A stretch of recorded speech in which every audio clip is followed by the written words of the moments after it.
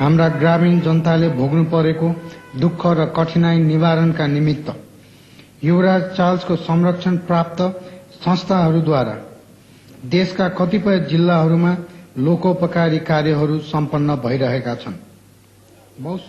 Deep in his mind, he always wanted to create something parallel to the Prince's Trust. That was his aspiration.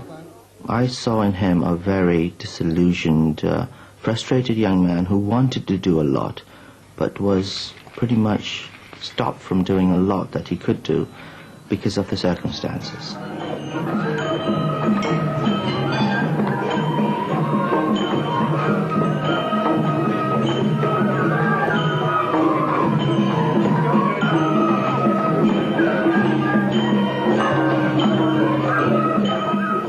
He would not have vented his frustration against his parents in public.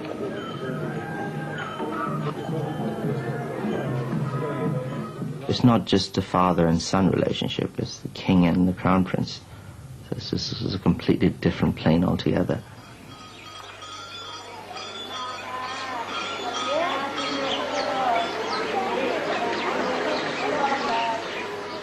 Like many of the king's subjects, the Crown Prince had been brought up to revere his father as a living incarnation of Lord Vishnu.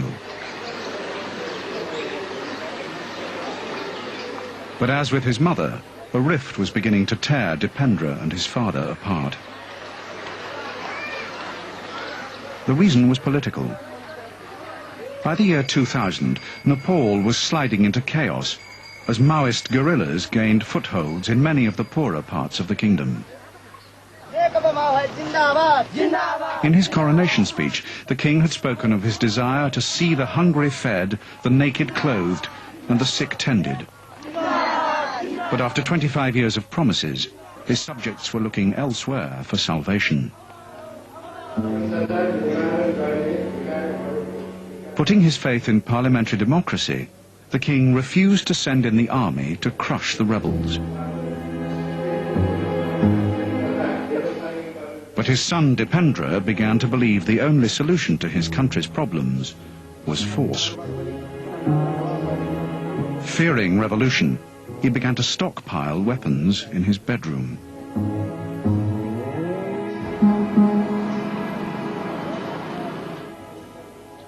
Ten years after Dipendra first met Devyani, he had reached a stalemate with his family, his country, and his lover.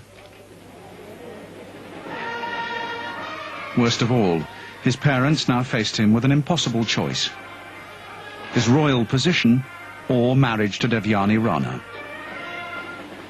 He could not have both.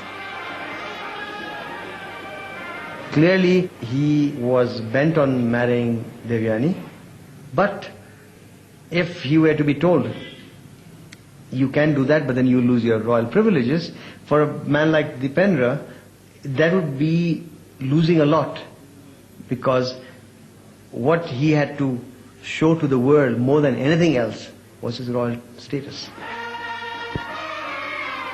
The Crown Prince was further humiliated when his younger sister, the king's favourite, Princess Shruti, produced the first royal grandchild.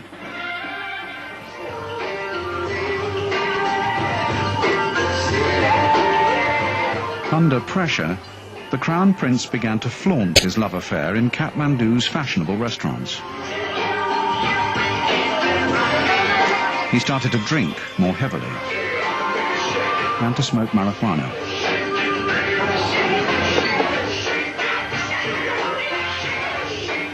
And how would one control a 20 to 30-year-old guy, he's educated? How do you try to do anything to such a person? And on top of that, he's also the Crown Prince, so that even, I guess, makes it difficult for you to go and say, you shouldn't be doing this. It's a delicate, difficult, and a very awkward situation. Dipendra's sister, Princess Shruti, did try to break through royal protocol and talk to her brother on his 29th birthday.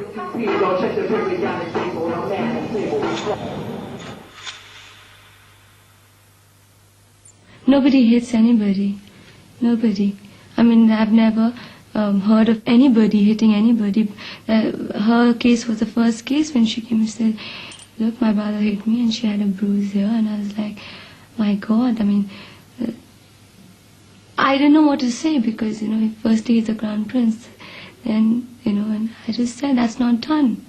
It's just hitting. You could be anybody. You don't hit a woman.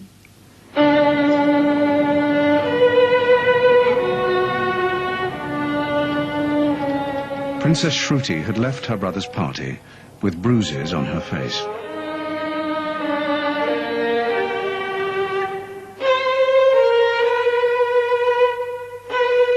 Dipendra had shocked the young royals by announcing he would marry Devyani. If prevented, the family would bear the consequences. What he said was, well, it's been difficult for me to reach a decision. I've toyed with the idea for 6 or 7 years as to who I should get married to, and I've made up my choice. And my wife reacted, saying, "Oof, that basically means, what are you saying?" Then he just literally ran across and he just caught her by her throat and pushed her to the ground and was right about to kick her. And she was about 5 months pregnant then. And I really could not do anything because that would be considered inappropriate for me to do because he's the crown prince. He was literally shouting, you're either with me or you're not with me.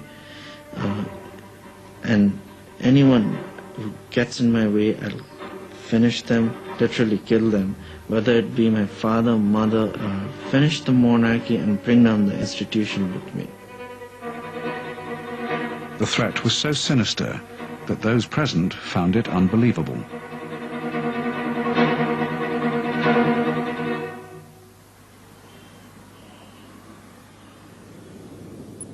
One year later, what seemed like the hollow words of a drunk had become a terrible reality.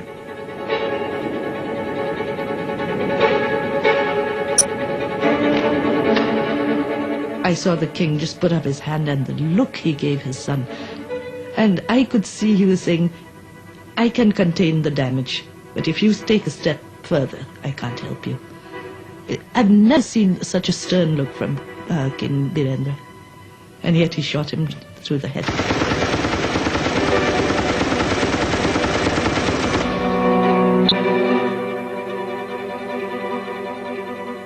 Dipendra now turned towards his sister.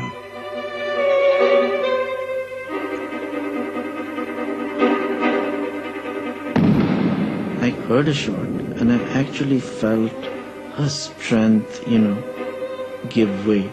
I felt like she was holding me, and that strength slowly sort of, gradually faded away, and she fell down. Then he just shot everybody, and he aimed and he shot at their heads. He was out there spraying bullets, like a madman. He shot my shoulder off, but the blood all came all over my face and my head. So he must have thought he got me in the head also. I watched him kill Princess Sharda. She tried to put her body between him and her husband.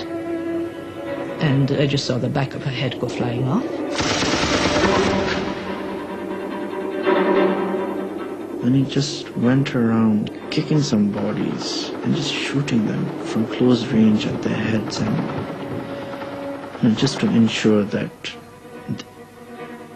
they had died. And I just remember the light going across my eyes, and I was thinking to myself, oh God, he's going to shoot me in my head and I'm going to die now. The bullet hit my thumb and entered my body, so my thumb took a lot of impact, but by losing a thumb, I guess, it saved my life.